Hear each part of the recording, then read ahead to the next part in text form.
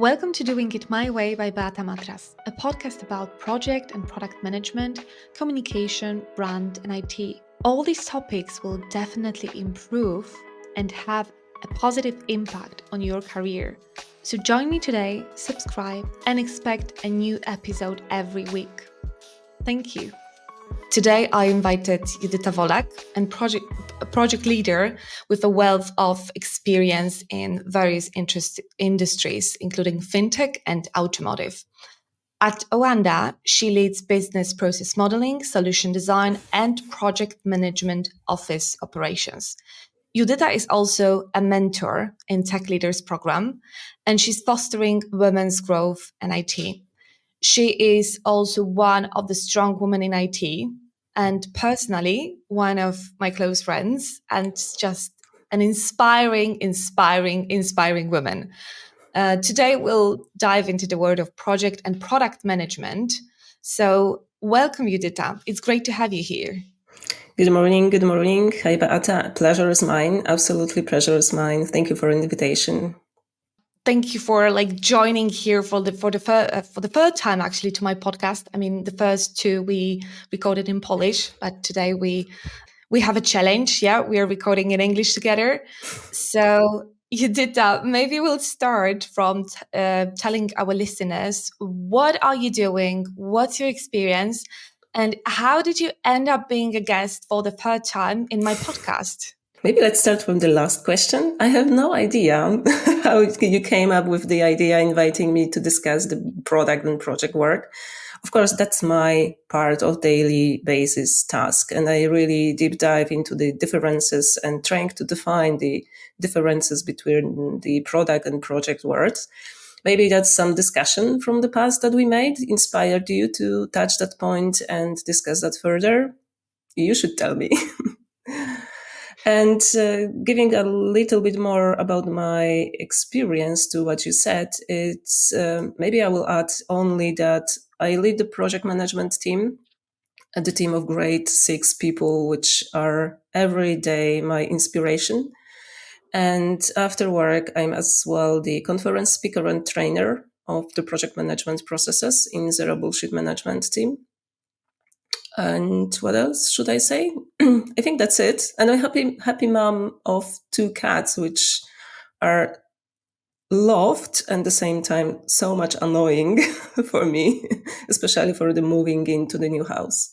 Yeah, it can be challenging, but as we discussed before the recording, the things that are developing us the most are the things we cannot predict and cannot read the books. Yeah, we're just put into these life situations. For example, moving to a different to a different home, to different house, and then you need to actually implement your project management superpowers and get this project done and successful, and in the same time you're also emotionally involved, so that's even most challenging.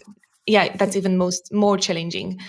So you did that. I think maybe you could share with our listeners your superpower in project management world or in professional world, and how the skills help you in both product and project management. When I got that question from you, I was thinking about that. Even I ask my employees to share the feedback, what they think that my superpower is, what I'm successful in my role for such a long time. One of my superpowers that I think they are driving me towards success is communication. It's not about the language skills. It's about more listening people, trying to find the source of problems and help them to solve them. Not only in the personal or professional way, it's about the solving problems in projects without judging, attacking those people and trying to help them in the best way I can. And the second superpower, when I thought about that, is authenticity. It's being myself with everything that I do, professionally and personally, and not wearing the mask when it's necessary. It's always me in all the tasks that I do, and it's true me without, again, judging others, without forcing anyone or myself to the things that I don't want to do. I think that is something which can help everyone when they understand what exactly they should do and what they need from job or from other people or the partners, family, friends. Yeah, I totally agree. And if I can add from my side what I see in you as a superpower, you commit yourself to so many things and you're excelling in everything, like really, like when I see it from my perspective, you have like multiple projects, but each each project like that you're involved in, either it's like women in IT, I mean tech leaders program, or your ONDO work, or yeah, just being, you know, there for people, you like give the whole of yourself there, and that's inspiring to see, really. That's Thank you. amazing. So yeah, that's your superpower, at least in my from my point of view. I will add that to my list of superpowers. Thank you. Okay. It's really interesting because very often you don't see how other perceives you, and only gathering the feedback or that discussion that like we have now are adding some more insight into how you see yourself and how others see you.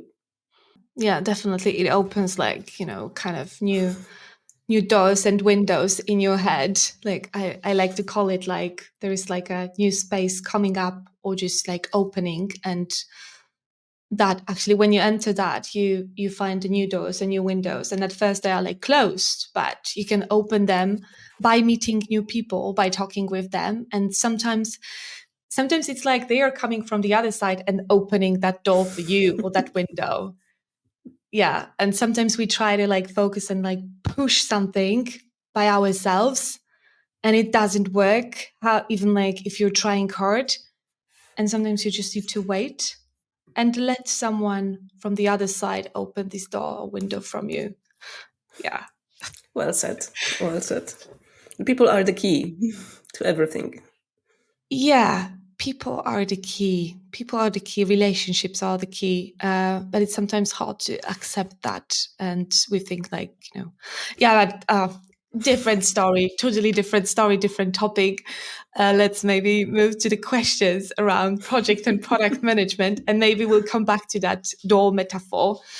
Um, so let's start from defining the roles of product and project management, or project and product manager. Um, how how do you how do you define the roles of project and product manager, and how does this vary across different organizations?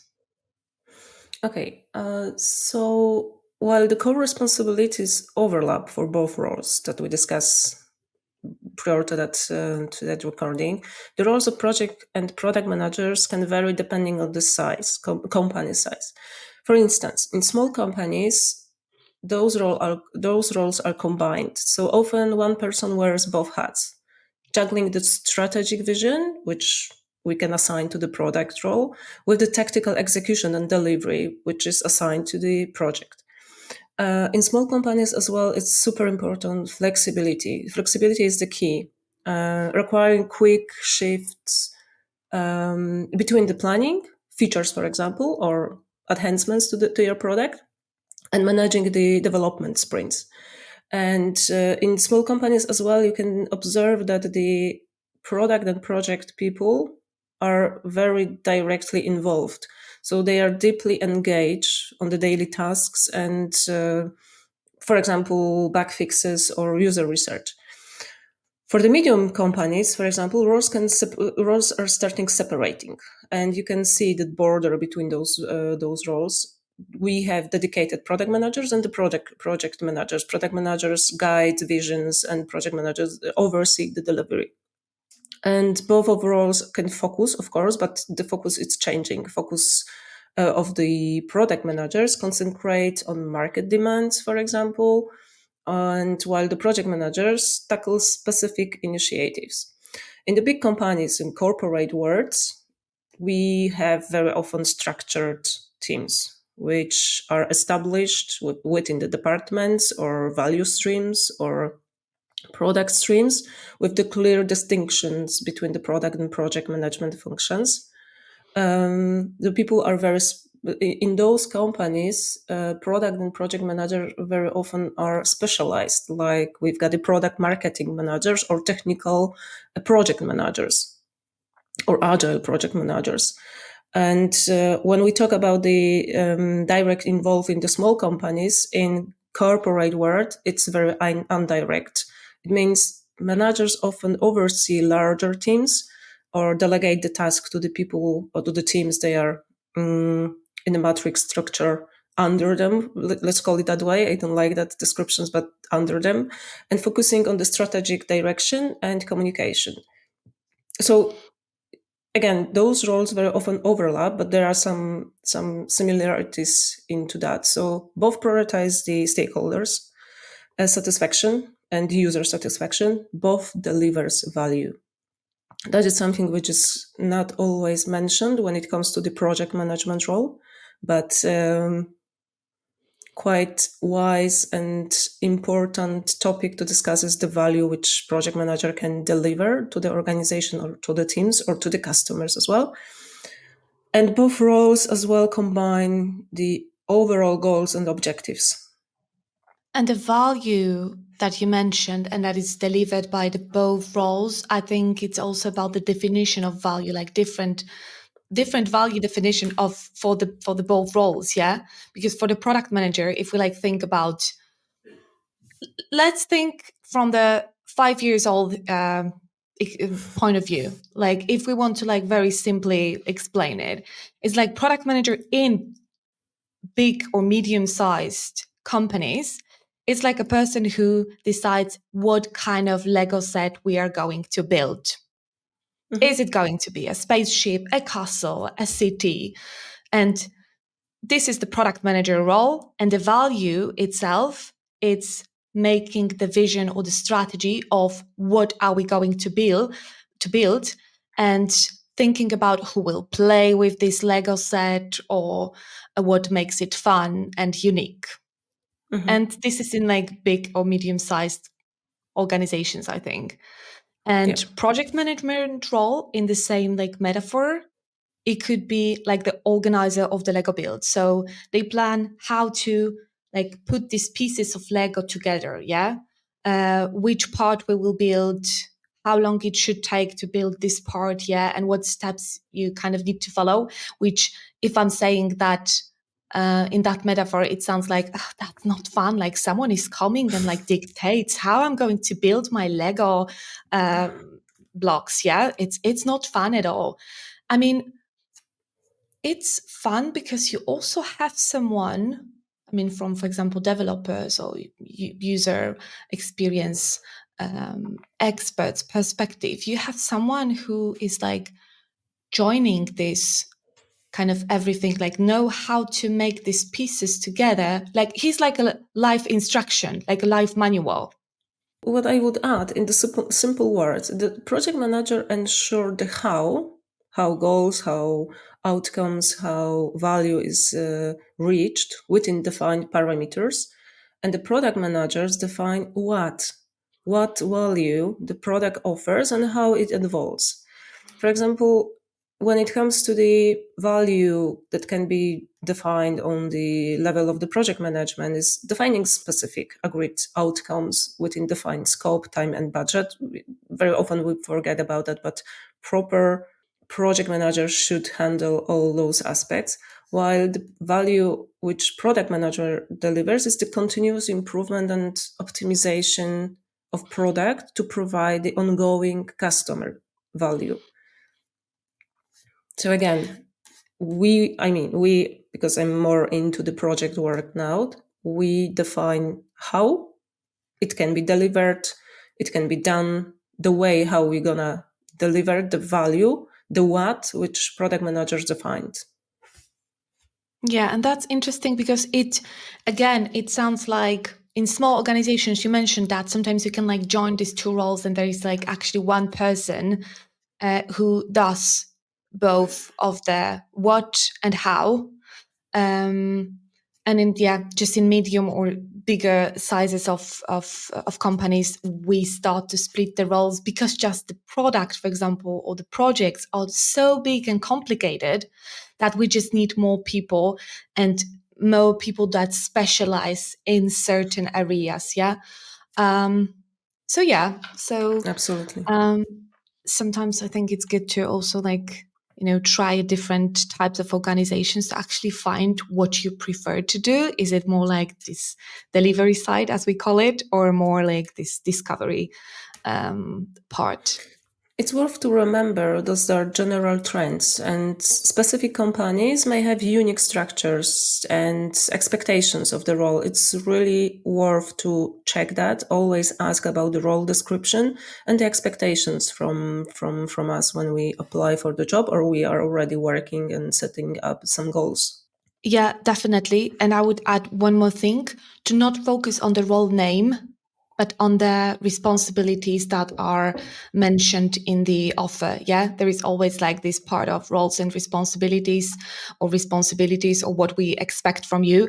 And this is the main part, not the title, because like companies are very creative in in the naming convention for their roles. So sometimes it can be digital product owner, sometimes it can be product manager, sometimes you can be agile business analyst. And a few years before, I would have no idea that most of these roles is actually the same.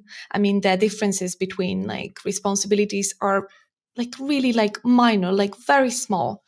So yeah, we Yeah, don't it's look at super. titles. It's super true. And I was having some time ago discussion with my former colleague why it's so important for us as a Poles that the name of the role should be defined clearly and will be self-explanatory, exactly directly saying what my role is about. And the higher level of the role naming, this is more important for us. I think that's the cultural thing because, for example, Brits or Scandinavians are not worry much about that topic, but for us as a Poles, it's super interesting and super important. I remember when we were working together in my former employer, I remember the change structures. I mean, the structure change within the organization when they renamed the roles of the product owners to agile business analysts. And it was so defended by employees to stay with the naming of the product owner role besides being the business analyst. It was like the downgrading um, their development. But on the other hand, if I'm looking, for example, at the conferences, speakers or something like that, you see always like head of CEO, use like owner. These are the titles that are kind of attached to the status, I would say. Mhm. So I think, sometimes we tend to think about the titles as a part of our, yes, status, how people like external people who don't know us see us and how they perceive us. And also, titles tend to become a little bit of our identity. It is, but think about that. If I see the name next to the name, the description, like the owner of something or head of something, and I see that that person is not having any direct reports and he's not leading any department, it's like the title.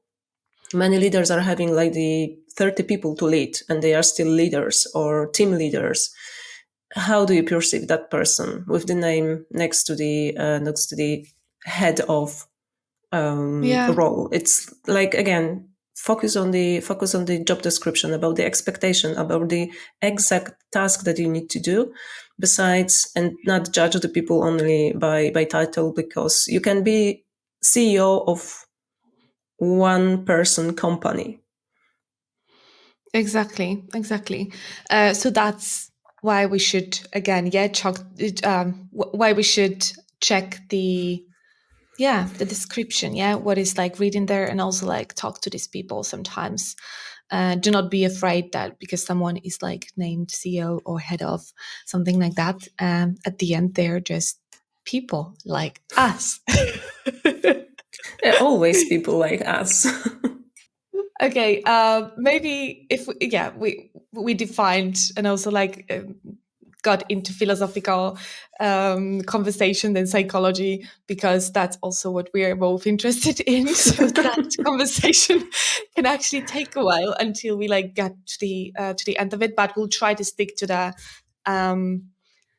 questions that I prepared before. At Let's least go we'll back to the try. agenda. Yeah, let's go back to the agenda. So right now we are going to cover more like similarities, I would say, in skills and approaches. Um, so Judita, what do you think about the common skills and qualities that are important for both project and product managers to succeed? And we discussed that the project and product managers have distinct areas of focus and goals and value that they deliver. They share many core skills. Those includes, for example, strong communication and interpersonal skills. And then can clearly articulate ideas, collaborate effectively, build the relationships with diverse stakeholders.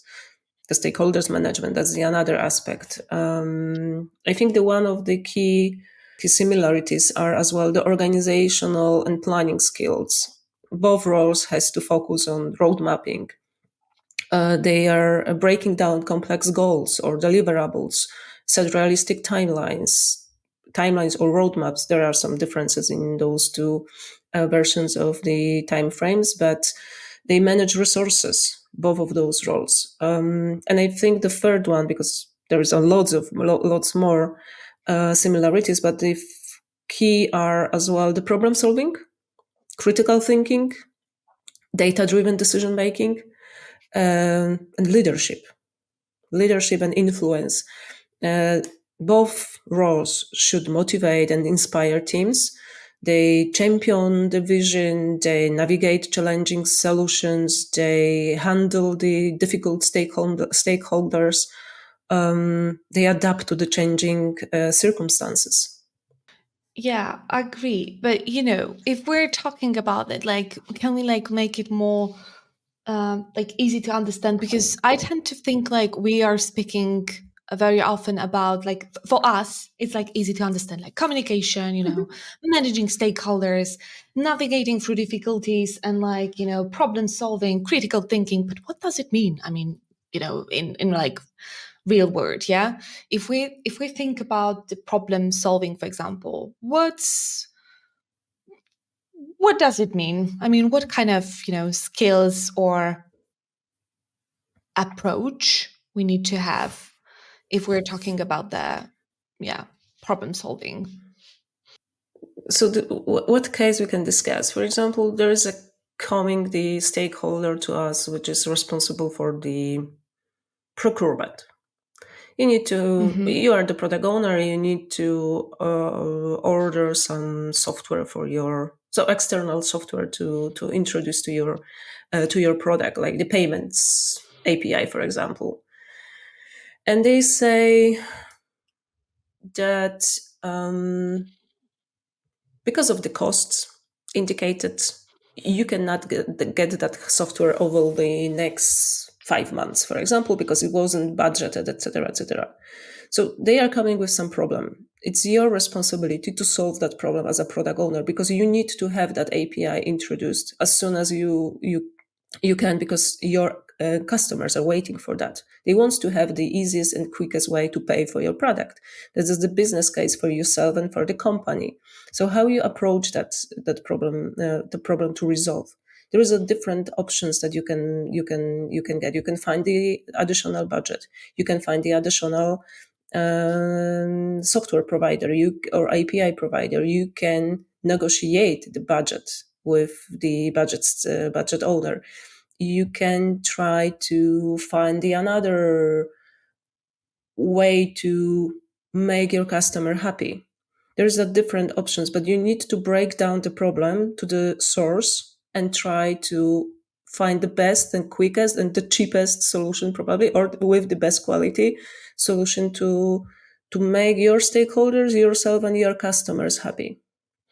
Yeah, so to kind of simplify it, it's like when you are, for example, building this Lego, this Lego Hmm. castle, and you encounter that, oh my God, one piece that is crucial is like missing because I don't Hmm. know, the dog ate it, and right now you have to figure out how to build this castle without this one piece and how to find a way to actually make this castle exist without this one piece that seemed to be crucial before, for example. Yeah. Hmm. So that needs, okay, identifying the problem, but sometimes we know the problem. It's more, from my perspective, it's more about being creative and like kind of determined to actually Hmm. find this solution. Like you're not giving up and saying, I can't build this castle because I'm missing this one piece. You just think about, okay, so how can I make this castle live without having that one piece? It's in simplify, it's being creative, it's trying to find this and being solution driven, not the problem driven, not focus on the problem, focus on the solutions, and make this the easiest, the cheapest, with the best quality, depending of your goals and depending on your value that you would like to add, and the end goal that you would like to provide to your user, to your customer, to your stakeholders. Okay, so to sum up a little bit and like make it like very simple for people to understand what are like the skills and qualities both for project and product managers. I have on the first place communication. So it's about being able to share the ideas clearly, and to Mhm. listen to others. Like for example, stakeholders that you mentioned, users, dev teams, whoever you're working with. Maybe I will add, hold on for a second, to the Yeah. communication. I think what you said is more, I mean, it's super important, but I will add to that the proactive communication, proactively engaging the stakeholders, proactively engaging customers, team members, and inform them about the progress, about the challenges, about the decisions, not staying with the problems or the solutions on your own, because you work as a team. You need to deliver the value to the customer together with other people. Yeah, it's very important. And you know what they say? You cannot be selfish. You need to like collaborate with others. You cannot do the work by yourself only. Yeah, it's selfish to share the work with others. The era of sitting in the basement and just working on your own is over, even for the programmers and developers. Yeah, exactly. We covered communication. This is the crucial part. Organization and planning. Yeah, and I think this is a part of where we could put also like time management, this problem solving skills, breaking the complex issue to simple milestones or simple Mhm. tasks. Then we have managing stakeholders, which is also a part of communication, like proactive communication, as you mentioned. But also, there is like very important aspects of dealing with people pleasing that I'm talking Mhm. about a lot because I'm fighting with that. It's a process. The other part is ability to say no because that's also like important part, and ability to say no and knowing when it's actually needed to say no, because sometimes we tend to, if we are learning something like, working with people pleasing or ability to say no, we tend to start saying no or do not try to people please to everything, and it doesn't work Mhm. like that. We need to actually like, again, have this critical thinking that you also mentioned, and think whether this battle is actually my battle and this is the right place and person to say no to. Because maybe this time you actually have to say yes because it's reasonable. It just how it's supposed to work. Yeah. I think from the other hand, it's like remembering in both roles about the ultimate goal of your product or of your project. It's not about your personal goal. It's not about the goal of the team when it comes to delivery the solutions for customers or for users.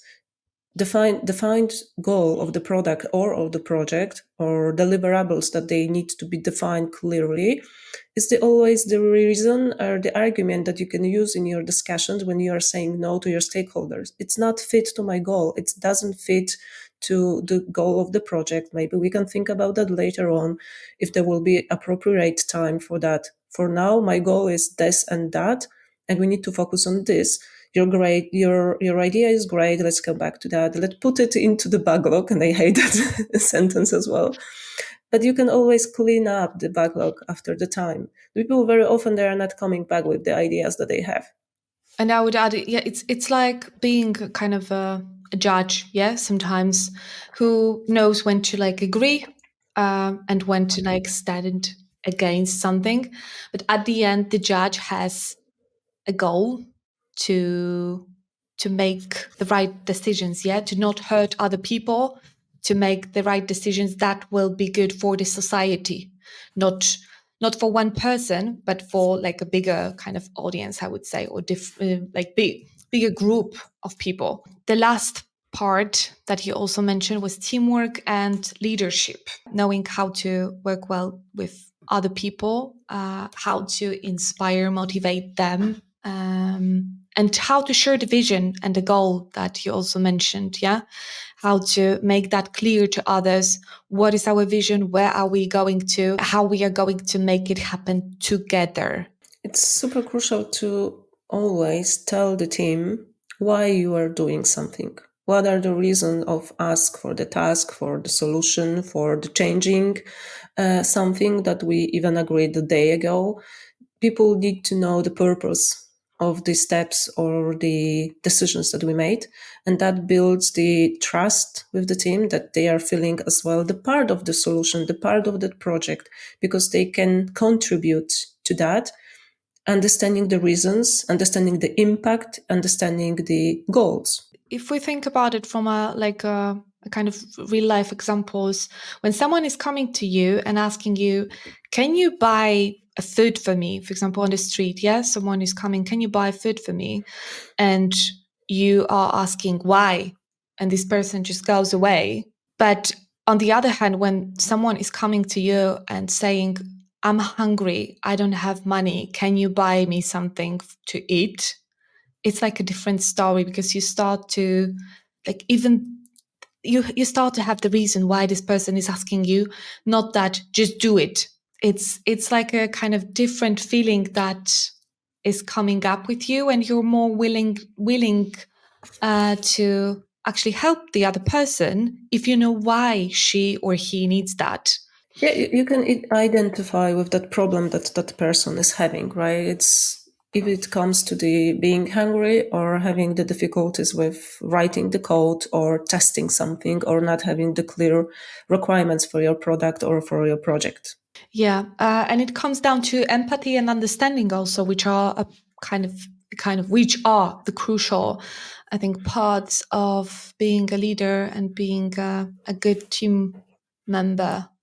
Because the moment you understand how others can feel and what impact you have on other people by saying something, by doing something, and how you can work on that to not, for example, be too pushy or too hard on people you're working with and or yourself. That's when the work and the collaboration starts to be just lighter, funnier, I think. Yeah. Yeah. But these are, again, lessons that in the beginning you're not aware of. You need to grow up or learn how to get to that point or make many mistakes. And it's okay. As long as you learn, it's okay. Okay. Well, I think, would you like to add something to that empathy and understanding piece? No, I think this, I mean, you summarized that well. I mean, it's crucial in the role of all leaders. And it's not important if you're a leader of the project team or product team or technology team. You always lead the people, and the people are the key of your work. And you need to understand how to work with them, how to inspire and motivate them, but remembering about your wealth as well. And you're a great example of, empathy and understanding. it's just, great to see and learn from you on how to be more empathetic and authentic and understanding to others and to ourselves. So thank you for that, Judyta. Thank you. It's nice. Thank you.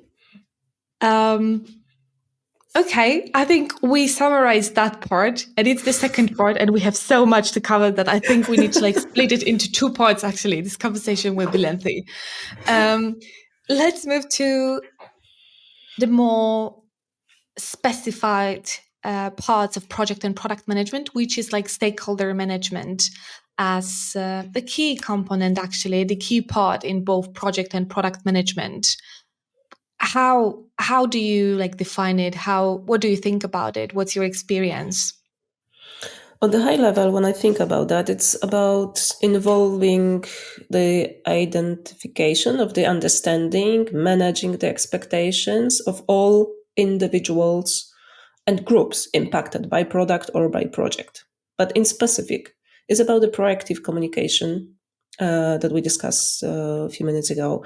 It's about the alignment to the goals. Again, I mentioned that in the way why we should share the purpose or why question to everyone, ensuring that everyone understands the objectives that you would like to deliver and they can contribute and feeling the part of that solution, which gonna impact them anyway. It's about the managing expectations. You said about that clearly, that setting realistic expectations and proactively addressing the concerns. It's very common that I saw in my previous experience that the people are having unrealistic expectations from product manager and from the project manager. They think they will know everything from all angles of business, uh, while there are some SMEs, they are focused only one piece of technology or business flow or the process, but there are expectations from project managers. They will know all small details of each project, a process in the organization, all people across the organization. They will have the answers to all the questions. It has to be cleared up on the beginning of the project, on the beginning of work on the product, that what are the expectations, what the people are asking for, and what we can support, what can we deliver as a project or product guides. That can bring us to the building the relationship with them. It's about the fostering trust. It's about having the open communication with all the stakeholders and users, and the same time saying clearly no when it's reasonable, and trying to resolve the conflicts, because different stakeholders are having different goals, they are having different expectations, they are having different personal goals even in the organization, especially in the companies. They want to deliver something which is super important for them, not for the overall goal of the company. It's about the effectively navigating disagreements and finding solution. Again, I think the crucial mindset that every project and product person should have is the solution driven, finding the solution that meet everyone's needs, or those which are the most important, or they should be prioritized. Yeah, and to sum up, because we sometimes tend to split the stakeholders or define stakeholders as, these kind of people who are coming to us and want something from us. They are from the business usually, yeah. But to be honest, I started to think about stakeholders as anyone, including users and team members who actually cares about the project or the product, is affected by it or has something to do with that. Um, because if we try this, if we start splitting these groups of people into business stakeholders, team members, users, it's sometimes it's easy to lose the goal and to lose the kind of this collaboration piece that, hey, come on, we are working together toward the one vision, the one goal, not making groups and fighting against each other. I absolutely agree. We need to focus on the goal of the product, about the goal, overall goal of the project or overall goal of the product, and include all the expectations or the requirements for different angles and not split them. That is the business. There is an ongoing fight between the business and technology. That's the key role of the project and product person, to combine and to being the bridge between them, and the inspiring with the vision of the common motivation and the common objectives that we would like to deliver. And even those groups of stakeholders can work on the daily basis separately in the product or project frame, they become one unified group which should have the same goal and the same vision to deliver, to execute, to experiment even sometimes. And I'm sometimes thinking about why we tend to, as for example, product or project managers, why we tend to think about ourselves as, yeah, not the bridges, but more like, yeah, like they say, the mini COO or CEO of the project or product. And yeah, again, yeah, it's about being the bridge, as you said, like connecting, not dividing. It's about the ultimate collaboration because it's crucial for achieving organizational goals. We need to, I mean, you are the specialist in setting up goals. I really like your stories on Instagram, how you describe the different ways how to define goals. It's always about having that clear goal defined and shared. And besides the roles, if the product has to focus on execution of the product vision, and the project can focus on the delivering that vision to the different stakeholders or user, is about the achieving the same solution and makes as many people as possible happy, but ultimately the users. It's about the making our users happy, engaged, and adopt, for example, for that product that we deliver, that help us with revenue grow, market shares, with the customer satisfaction. That is everything about the making the money for the organizations, but without engaged users, without the number of growing users, for example, or the users that can easily adapt to the change about to the solutions that we deliver, we will not get that goals. And as much we can build that vision and explaining that to all the stakeholders that we've got the common goal, which is making money for our corporate or medium-sized company, by those steps that we need to do, it's about the collaborating and making that together. We cannot work in silos. Yeah, it's about making this ecosystem collaborate. Like if we think about the nature, yeah, all the kind of species, the producers and the, for example, animals, yeah, they need to coexist together to make the ecosystem alive. And in the ecosystem, by mean, for example, a company, because if we don't have a company, we don't have a job, we don't have the value for the users, we don't have, yeah, we end up with nothing. Yeah, we just break the whole ecosystem. So that's important to remember about the bigger picture. Yeah, about not only our goals and the split and what we want to achieve, but like maintaining like the bigger ecosystem, even if it's not perfect. But I think that's our main goal, to make everyone's, I don't want to say happy, that's a bad Mhm. word, but Satisfied. satisfied at certain level. Yeah. Yeah, because there will always be like this piece of unsatisfaction or Mhm. unsatisfied group, and we need to just accept that. That's the You normal. don't Yeah. if you would like to make, I mean, there is a sentence in Polish that I try to translate. If you like to make everyone happy, buy an ice cream shop. Everyone loves ice creams. We are not the ice cream sellers.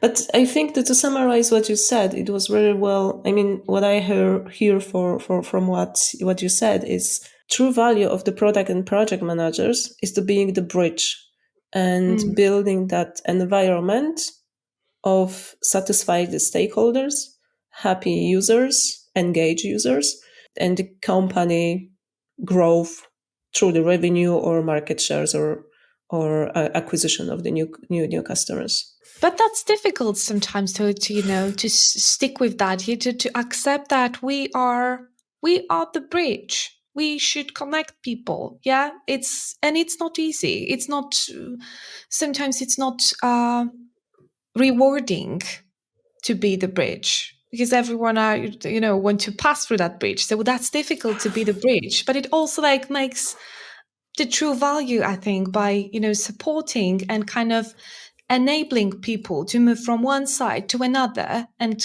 like joining the two parts of the, whether it's company, whether that's the island, whether that's the city, whatever. Like the bridge is the core part to connect to different entities. Yeah. It's super. Those roles are super tough, and if anyone is listening and considering the way to become the product or project manager, that job is really tough.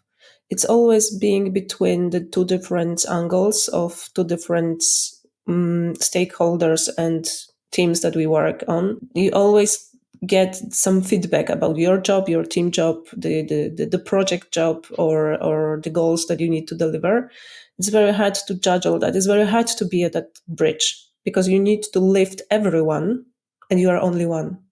That's why it's super important to have the trusted team, the team that can support you when you need it, but ultimately you have to be a support for the team as well.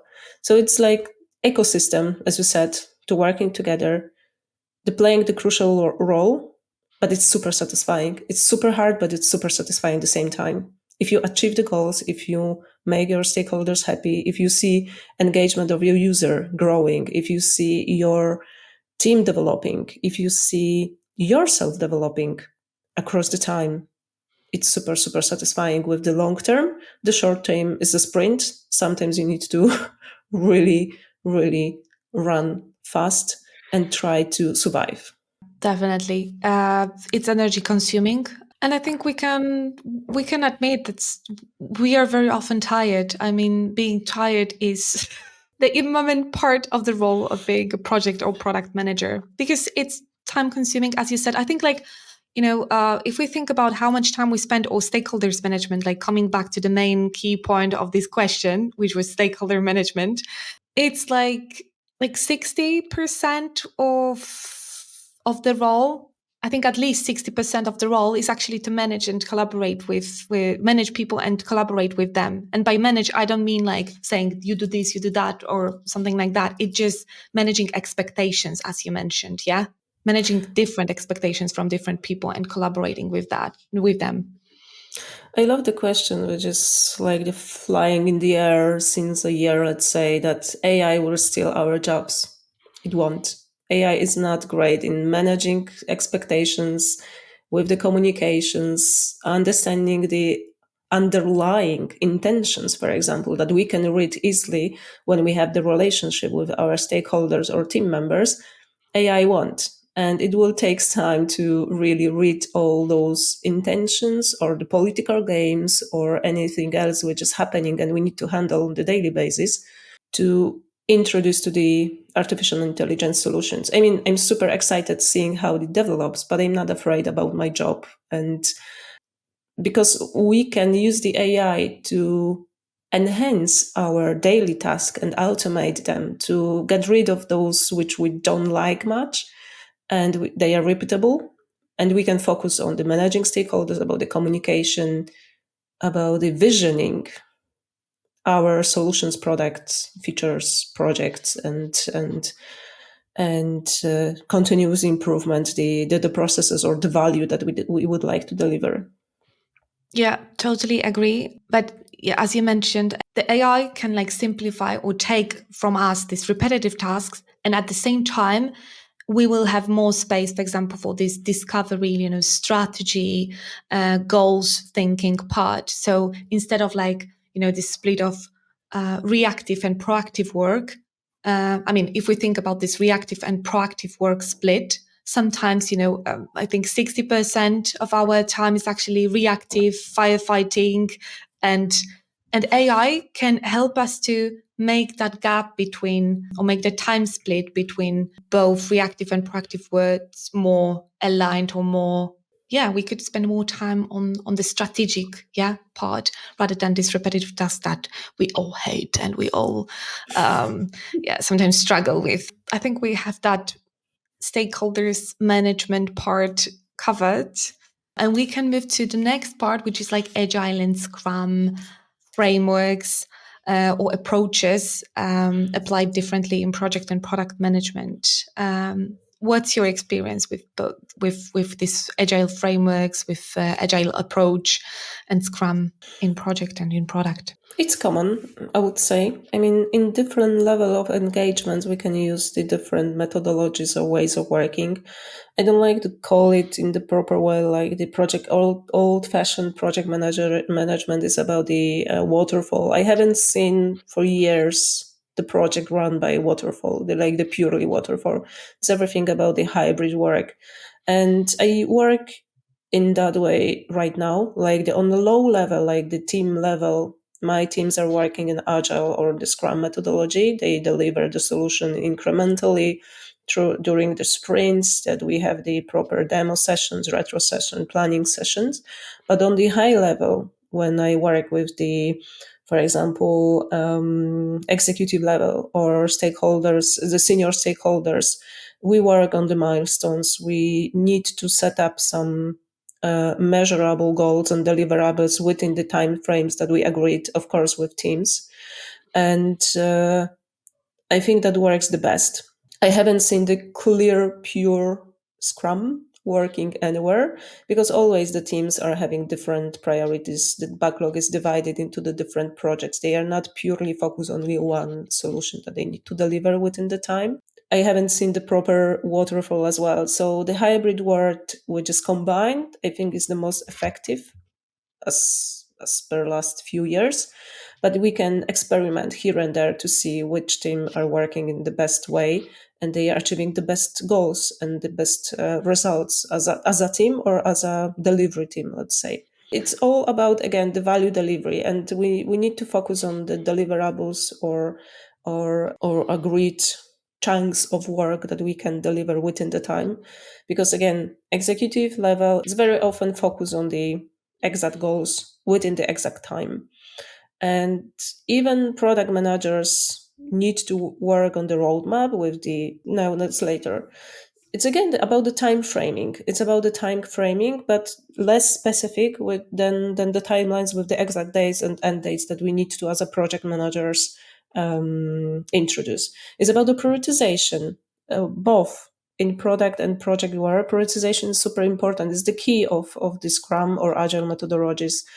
Is about the delivering value, about the delivering value with the proper priority. It's about the ongoing changes which are coming and to the project or to the product that we deliver. It's only one difference that I would say, that I mean, more old-fashioned project way, it's making sure that we don't have the scope creep, which, for example, in product, the product approach within this Scrum methodology is happy for the changes. I would say it in that way, that we are welcome for the changes because we are adjusting our solution the best to the needs of the clients, and the everything else can be fixed for the product. The price of the time can be fixed, but the scope is different and can changing. When in project, it's slightly different. We need to discuss and negotiate when something is coming, something new is coming, like the upcoming changes or risk become an issue. We need to adjust our time or the budget for the solution to the new scope. Yeah, I would summarize it as a kind of splitting the agile and scrum to like different streams, like value, focusing on the value and focusing on the changes. Yeah. Both agile, scrum, Kanban, whatever we choose, whatever approach we choose, whatever mindset we choose, should focus on actually delivering the value. So for example, by small tasks like 2 week sprints, and the regular meetings enabling transparency, inspection, and then handling the changes, which is like adaptation part or getting the feedback during this, like, 2 weeks, for example, iterations, or after these 2 weeks iterations. And yeah, adapting the project or product to the value that we offer to the users. Yeah. In simplified terms, whatever tools or approach you choose, you need to focus on the value and the changes handling. Well summarized. I Thank like, you. summarizing. It's just important, I feel, because sometimes we tend to speak Mhm, about complex concepts which might not be understandable for the 5-year-old. Yeah, I was mhm. in Wrocław like recently on this product peak session, and that was the clear message for me: simplify. Do not overcomplicate. The word is complicated enough, it's complex. So you need to keep it simple, stupid. Kiss. Yeah, keep it simple, stupid. The most important and the most powerful tool. Yeah, that's true. That's true. We tend to think about the broader meaning of all the problems that we would like to address and resolve, especially when you become more senior and you are not working much more on the operational way, but you focus on the strategic and the vision way. So you think about that broader, but you are absolutely true. To explain something to someone, it has to be super simple, super easy to understand, and something which you can try on yourself next day after the listening that podcast, for example. Yeah, definitely. And once you do something, just do it once. You already have, like, the next time will be easier, and the next time will be easier. Because I believe that there are like some fundamental rules, schemes that you can follow like in every area, and I'm trying to identify it and keeping things. And KISS method is actually the kind of the foundation, I think. But yeah, that's again blending the work and life together. That's my, I think, specialty. Okay, we covered similarities, and right now I think we could focus more on the differences in project and product management. Although I'm not sure if actually there are like differences. Let's see, let's check, let's experiment. But we will start this from the goals and objectives in project and product management. How do we define goals and objectives in both fields? What's your experience, Judita? Defining the goals for project or product manager can be the same, but they are having different goals. Definitely, they are having the different goals. So, for example, for instance, project manager has to focus on execution, and that's the key responsibility of project manager: delivery and execution. And it's about the leading the project team, managing resources, mitigating risk, ensuring high level quality of deliverables. um, but when it comes to the product manager, it's about the focus on the strategy and value. So optimizing the product and provide the customer value, understanding market trends, user needs, product vision, road mapping, development, feature iterations, maximizing engagement. So defining the goals can be similar, but the goals are different. And we have as well different metrics to measure that goals. For instance, for project manager, a metric can be on time, on budget, completion, resource utilization, defects rates, stakeholder satisfaction. But for the product, it's about the user engagement, about the retention, adaptation, market shares, revenue growth, the price of your product, the strategy of that price, customer satisfaction when in project was this stakeholder satisfaction. So they are the crucial differences that they are distinguish both roles, because if they are blended, it's very hard to make that both roles successful in one person. Like the wearing that hats can be more difficult. If you have too many goals and too many metrics that you need to fulfill, you cannot focus on the proper ones and how to prioritize them. which are more important, of the delivery of or of the strategy and the value delivery. So I do not like blend those roles. I know it's happening, but it has to be very clearly defined what are the metrics that we need to fulfill and what are the expectations from that role. Yeah, exactly. Good that you mentioned that actually the main difference lies in the goal or the value definition, yeah?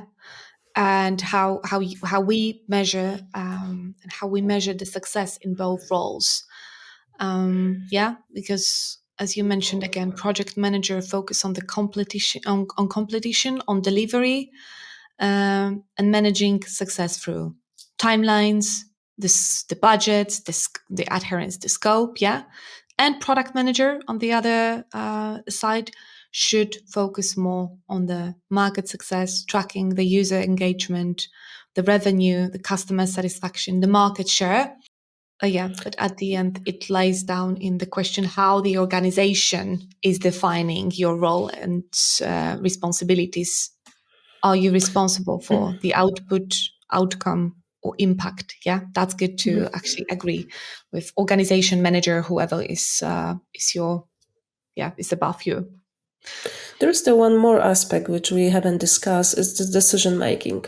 Very often in all the companies that I would work with, the project manager is another decision makers. While the project manager is facilitating collaborative decision based on the project constraints and stakeholder input, the product manager is the pure decision maker about the vision, about the metrics, about the agile approach, about the market, about the prioritizing the features or create the most valuable solution for the users, and that the hardest distinguished of those both roles. Very often, project manager doesn't have possibility to take decisions or on the certain level within the project that is agreed with the stakeholders. But if you would like to be a decision maker in your life, in the professional life, become the product manager. They are having more power about the taking decisions and driving towards those decisions, the solutions or ways of working. Yeah, good that you mentioned that it also like differs in organizations, because sometimes again it's not that clear, it's not that easy. Sometimes we don't have a space to make decisions because of, as we discussed before, politics, in the organizational structure, the roles and responsibilities, and the kind of definition of what we are responsible for. And very often it can happen that you will be only responsible for the output or not for the outcome or the impact. So that's good to distinguish this kind of three areas of impact and decision making, decision making area actually. Because yeah, we mentioned again on the goals, we already know what's with the goals. I mean, the goals are differently like defined for the project and product manager. You mentioned a lot about the metrics, the key metrics and indicators used to like measure success in project and product management. But can you like again like summarize a little bit on what we are focusing? What are the key metrics for project and product managers? How it differs? For when I think about the metrics for the project manager, for the project manager or for the project, because again, it's not like it can be a personal goals and metrics and can be metrics attached to our results of the project. So for the project managers, project management can be, for example, timeline, budget, scope completion, resource utilization, defect rates, quality level, stakeholder satisfaction. So the main focus is on time delivery, on budget completion, adherence to the plan, minimal deviations, and project acceptance or gates. When you think about the product, it's more, maybe you can correct me, but as I understood and I was working, the main metrics for the product a product that I work with was the user engagement, retention, acquisition, conversion rates, customer satisfaction, price of the market shares, revenue grow. So again, the focus is on the continuous improvement, product value, and user experience, and meeting the customer needs and adapting to the market dynamics. Yeah, definitely. From you mentioned, like, I think all the metrics that are important in product. From my experience, and I'm not an expert on metrics, I need to like clearly say that I'm definitely not the expert on learning on metrics. That's what I'm trying to become an expert in. But definitely, it's about money, so revenue, Mhm. sales, profitability, revenue growth. It's about the customer satisfaction, so more like this kind of marketing metrics, as some people call it, so net promoter score or customer satisfaction scores, customer feedback, and that's also a big part of this customer satisfaction metrics, and user engagement. Yeah, daily active users, monthly active users. Um, the kind of engagement, for example, for the website, yeah, it's how people, how long they are on the website, what they are checking, what parts, what are the most like mostly visited pages, for example, how the users are interacting with the different parts of the website. And yeah, and there is also this kind of market share. How is the product share of the market compared to the competitors? And I'm not an expert, but I'm interested in that metrics. So I'm trying to learn by, for example, looking at the different dashboards, looking at the different reports, and trying to read the data and understand it and see how this data might impact my decision making Mhm. and should impact my decision making. Yeah, that it appeared not a long time ago. It's difficult to admit that I'm not an expert at something, but but yeah, but I just want to be honest with you. I do not call myself as well the expert of all the aspects that we are talking today about, but I'm really interested into the metrics of the project management as well, because very often no, we don't discuss them. And it's again, as with the product, it's all about the money, but there is not directly showed. It's like the underlying all the metrics that we collect for the projects, like the for example, decision based on the project plan, scope, budget, and potential risk are driven by, for example, efficient resource allocation. As many employees or as many team members, the project team members we have in the project, and we can utilize it. It's absolutely worse word for for working collaboratively with the team members, but utilizing those resources which are available, it's having the impact on return of investment of the project. We do have to collect all this data about the cost of the project, which very often in corporate words are not calculated directly, because we've got that resources, we've got that employees. The cost of the employee is calculated like the on the average, but this is still a cost that we need to include, and we need to make sure that we use that cost wisely, and we're not wasting the time and the effort of those people, which can be shifted to the another project which is having the more value. Or for example, the metric about the how many projects do we have in the discovery phase. Discovery phase is the most energy consumed phase of the project, because it's stealing the lots of work, because it has to be driven by the experiment, by testing, by finding the resolution, research, etc., etc. It's utilizing a lot of energy of different people. And if we have, for example, 10 or 20 projects in the same phase, it means that we can be in troubles, because those people cannot be engaged in the projects which are already in delivery phase. So those types of metrics, it's worth to measure. You need to be aware of that and understanding what you're reading from that data. Yeah, definitely. And I think especially, I mean, I need to like touch this topic, especially for women sometimes. It's difficult to kind of get through that lenses of we should support, we should, deliver the value. But at the end, we need to remember that behind the value, there is the money also, this money piece. And I think I tend to think like even about like investing space or like different kind of financial areas. We both work in the financial areas, and we see that, for example, most of the users are actually men who are like making money on trading or investing or something like that. And for women, I think it's especially important piece to actually think about the metrics and to focus on like kind of money connected metrics as one of the most crucial ones that we cannot forget about, because that gives you the more impact, the more kind of freedom to also make the decisions. Yeah. If you have that knowledge about the revenue, the conversions, um, the value at the end, this is the value also that you monetize and deliver. Yeah. Or first like deliver and then like monetize.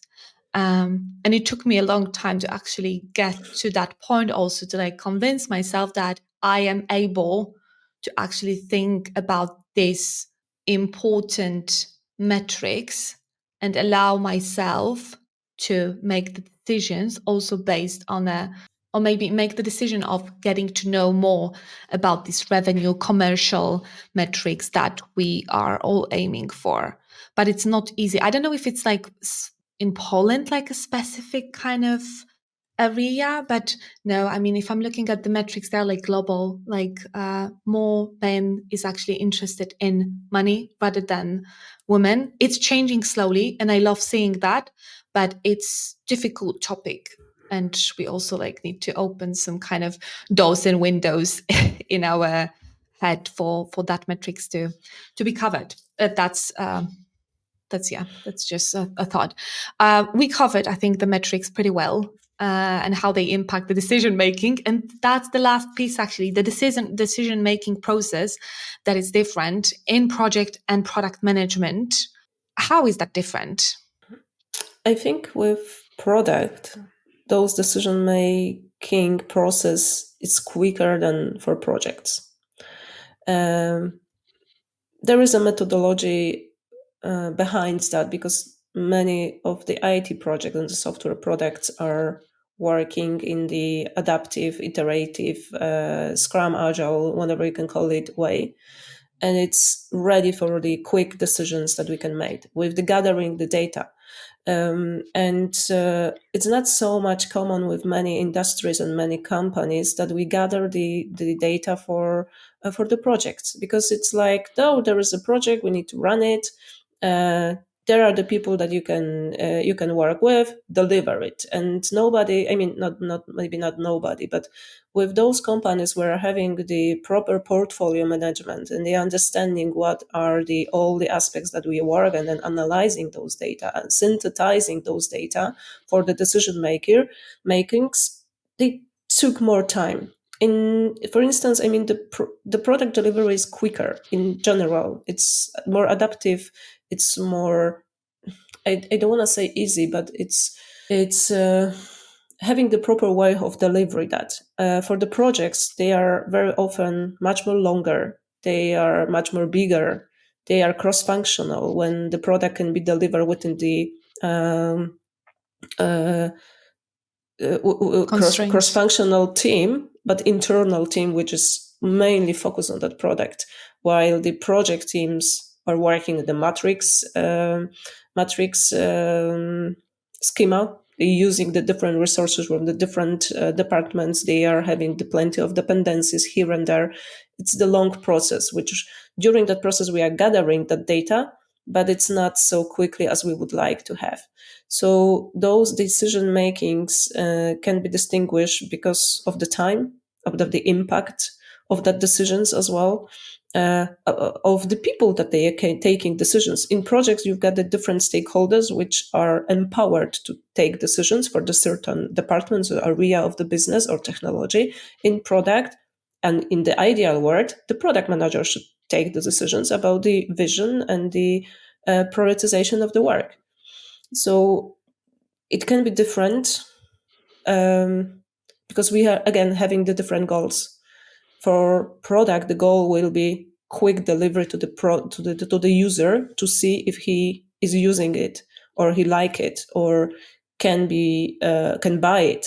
For the project, very often is the long term initiative that drives us to the some goals, but the goals are wider for the whole organization. Or for instance, we've got the cloud migration. It can be like the thousands of hosts of the servers to migrate. It's not something that we can do over the night or within the one sprint or even the first sprints. It's the process of making that within the months to see the results of the saving the budget, for example, in the area that we would like to save the money. But when you deliver, for example, new way of paying for your product, if you have that skilled people, you can do it within the few sprints actually. Okay, so it's about like kind of a time that needs to make a decision. So for product managers, must be like quicker. It must be more like fluid, flexible. And for project managers, sometimes the complex environment and the complex project you're working on, and taking into account like project needs, balancing resources, managing risks, challenges, and other expectations, and also having like a different goals. That's what these things like this kind of two roles. And also you mentioned important thing that product decisions are driven mostly by the user needs and the kind of market feedback or market share, Mhm. how the market responds to the product that we are creating, how the users responding to that, and how based on that the product should be directed. And I would add one more thing to that. It's also good to remember from the decision making point of view to I started to look at them from a perspective of reversible or irreversible decisions. I learned that during my mentoring sessions from tech leaders, when I was when I was the mentee from of Wojtek. Wojtek was the CDO. Is a CDO. I don't remember the company he's working right now, but he kind of introduced me to the concept of reversible and irreversible decisions. And also, like Jeff Bezos, the Amazon founder, is like working on that kind of is explaining that in an easy way. And we are coming back to the dolls metaphor right now, because if we consider decisions like doors and ask ourselves if this decision is one-way door or two-way door, what's the difference? Yeah, once you like walk through this one-way door, there is like no coming back, and this is irreversible decision. But that happens very rarely. To be honest, in most cases we have like two-way door. So on the other hand, you can walk through, look around, and say like, oh no, I'm coming back. So just you easily come back to where you started, and you closing that door. You check that's not for you. And we need to remember that. And then it becomes like easy to make most of the decisions, because if we have reversible decisions, we can make it as soon as possible. And if we have irreversible decisions, so one way door, we need more time to actually think about them.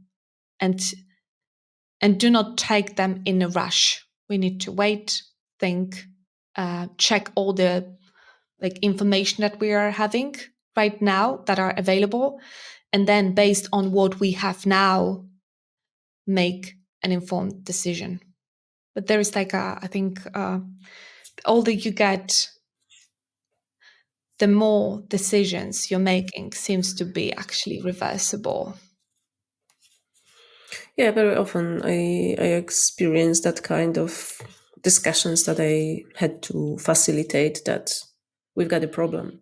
What are the options? Options, not only one option. There's always a few options that we need to find out and take those which is the most valuable for certain situation and environment that we are in. So absolutely I like that metaphor with the doors. I will use it for my discussion sometimes with my stakeholders. Yeah, I think that, easy, simple, again, easy, simple metaphors are the most powerful ones. So happy that I could learn you something new through our discussion. Like, is two-way, yeah? Two-way It's doors. always two way. Like with the mentoring, the mentee is not the only one person who is taking benefits from that relationship. It's always both ways benefits. And with that discussion that we've got, always learn something new. So happy to have that something new that I that I started day with.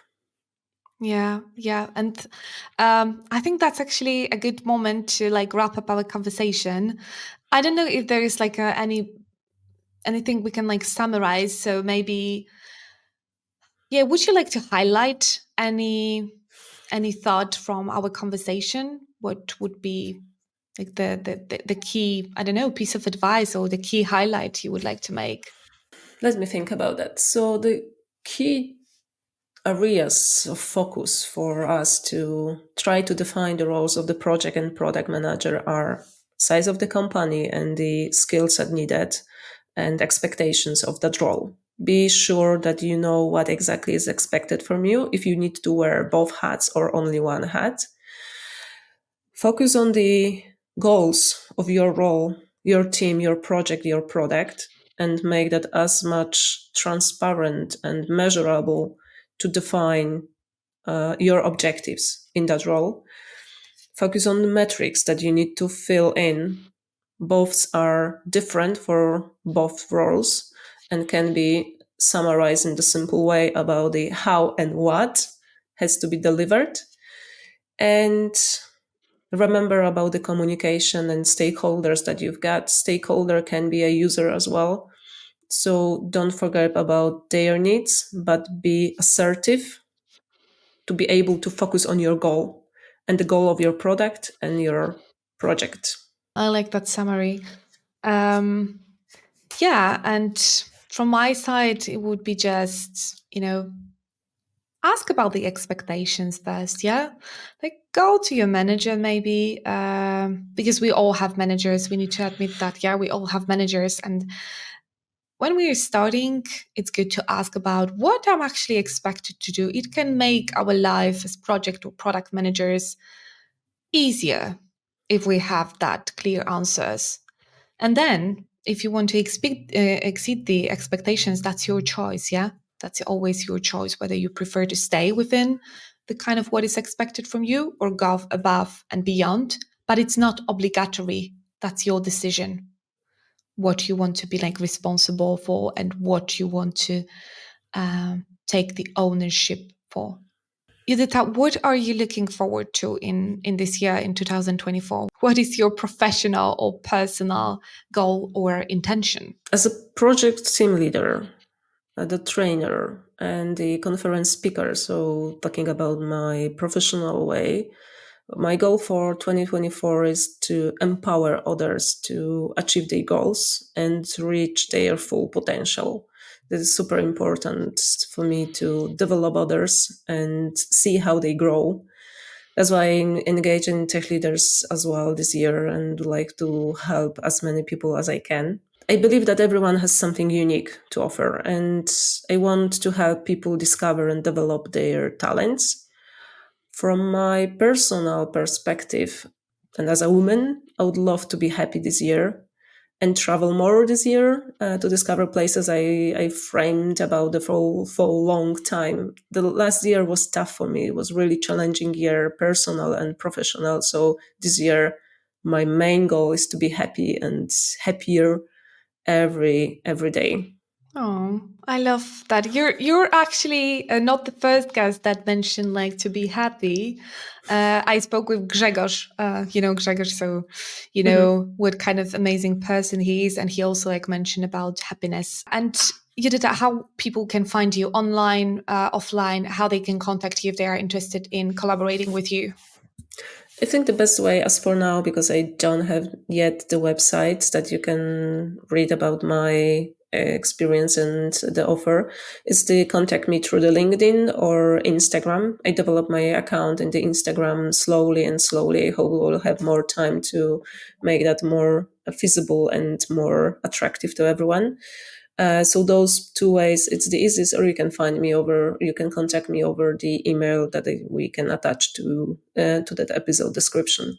I'll attach all the contact info. And Judyta, thank you for being my guest. Thank you for the developing conversation. Thank you for inspiring me, supporting my growth. And yeah, I wish you all the happiness and like everything, like best of the best for this year. Really, I want you to be happy. I want you to be happy. I want you to see you happy. I want you to see you smiling every day. And I want you to be not just happy, I want you to be like extraordinary happy. So I'm wishing you that. Thank you. Thank you for having me. Thank you for the invitation. Thank you for great discussion. It opened my eyes for another aspects of work with the product and project teams and being a leader. So it's always inspiring to have the discussion with you. So thanks once again, and fingers crossed for the next episodes with other great guests. Thank you very much. And yeah, again, thank you for believing in me. Always. Thanks for joining me on another episode of Doing It My Way by Beata Matras. If you enjoyed this episode, please do not forget to subscribe. Remember, this podcast is a dynamic journey and your feedback is very welcomed. Connect with me on social media. I would like to hear your thoughts, questions, and topic suggestions. And stay tuned for upcoming episodes. And until next time, keep doing it your way.